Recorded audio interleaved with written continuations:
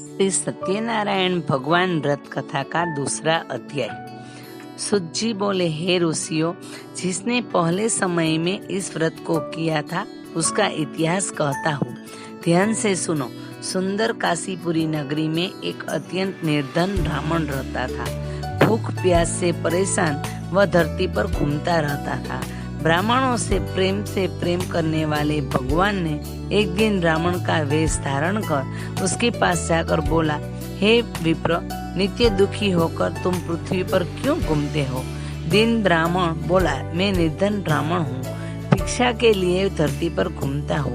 यदि आप इसका कोई उपाय जानते हो तो बताइए। वृद्ध ब्राह्मण रूपी भगवान ने कहा कि सत्यनारायण भगवान मनोवांछित फल देने वाले हैं, इसलिए तुम उनका पूजन करो। इसे करने से मनुष्य सभी दुखों से मुक्त हो जाता है। वृद्ध ब्राह्मण बनकर आए सत्यनारायण भगवान उस निर्धन ब्राह्मण को व्रत का सारा विधान बताकर अंतर्ध्यान हो गए। अगले दिन सुबह उठने के साथ ही उस बूढ़े ब्राह्मण ने मन में संकल्प लिया कि सत्यनारायण का व्रत करूंगा, और फिर अपने नित्य कामों से फ्री होकर वह भिक्षा के लिए चल पड़ा। उस दिन उसे भिक्षा में बहुत सा धन प्राप्त हुआ।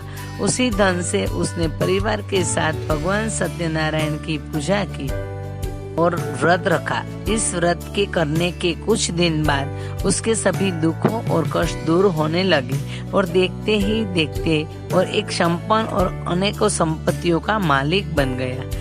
हर महीने की पूर्णिमा के दिन वे ब्राह्मण सत्यनारायण की पूजा और व्रत करने लगा। इस प्रकार सत्यनारायण भगवान के इस व्रत को करके वह श्रेष्ठ ब्राह्मण सभी पापों और गरीबी से मुक्त हो गया और उसने एक दुर्लभ मोक्ष पद को प्राप्त किया। इस तरह से सत्यनारायण भगवान के व्रत को जो मनुष्य करेगा वह सभी प्रकार के पापों से छूटकर मोक्ष को प्राप्त होगा।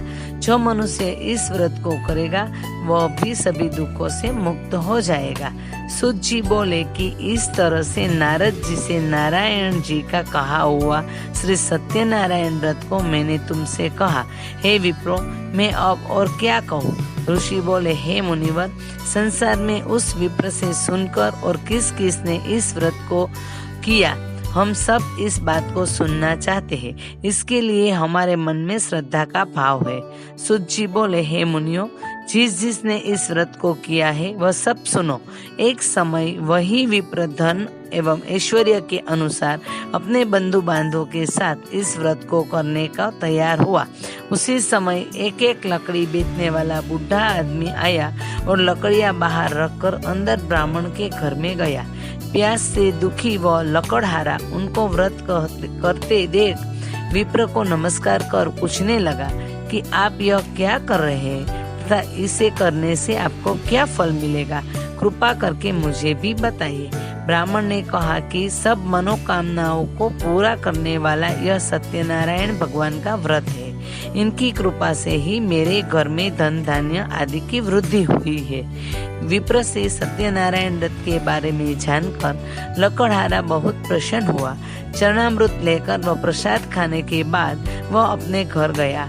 लकड़हारे ने अपने मन में संकल्प किया कि आज लकड़ी बेचने से जो धन मिलेगा उसी से श्री सत्यनारायण भगवान का उत्तम व्रत करूंगा। मन में इस विचार को ले बूढ़ा आदमी सिर पर लकड़ियां रख उस नगर में बेचने गया, जहां उसे अपनी लकड़ियों का दाम पहले से 4 गुना अधिक मिला। बुढ़ा प्रसन्नता के साथ पैसे लेकर सत्यनारायण भगवान की मूर्ति और व्रत की अन्य सामग्रियों लेकर अपने घर गया। वहां उसने अपने परिवारजनों को बुलाकर विधि विधान से सत्यनारायण भगवान का पूजन और व्रत किया। इस व्रत के प्रभाव से वह बूढ़ा लकड़हारा धन पुत्र आदि से युक्त होकर संसार के समस्त सुख भोग कर अंत काल में वैकुंठ धाम चला गया। सत्यनारायण व्रत कथा का द्वितीय अध्याय संपूर्ण।